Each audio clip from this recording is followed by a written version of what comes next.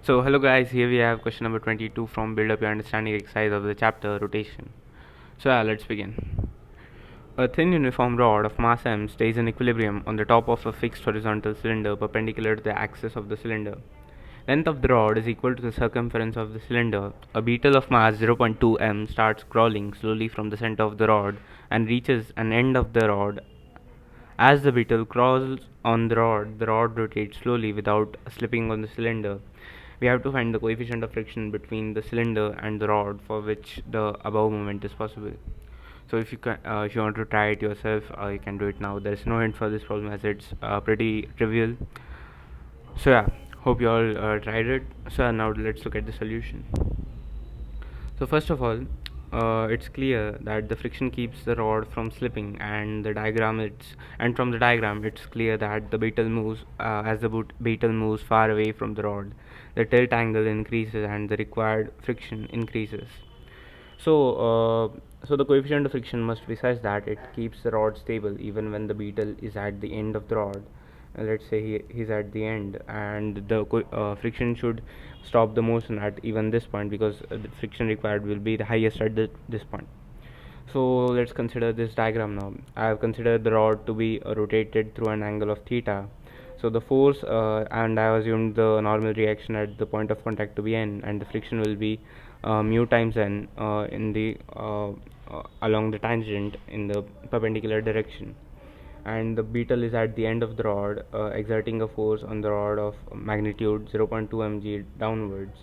And as the rod went through an angle of theta, so this length will be r theta, and the center will be at a distance of r theta from the point of contact along the rod.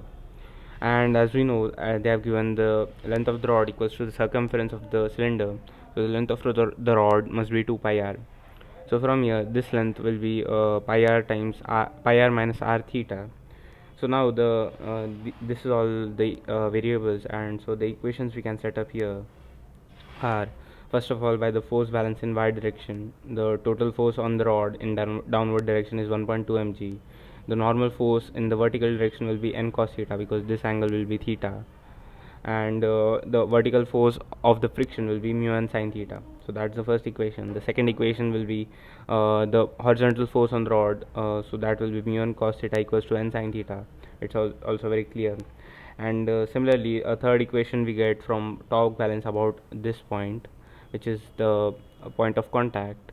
So the torques on this will be mg times this length, cosine component of this length, so this length basically.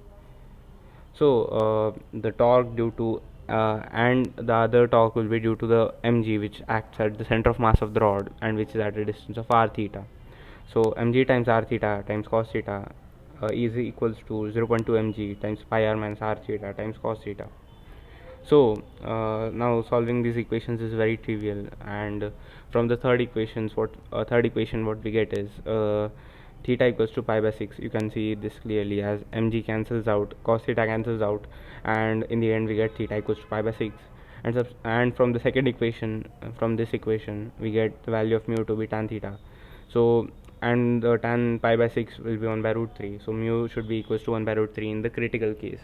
So if the value of mu is greater than equal to this value, the system the movement will of the beetle will be possible.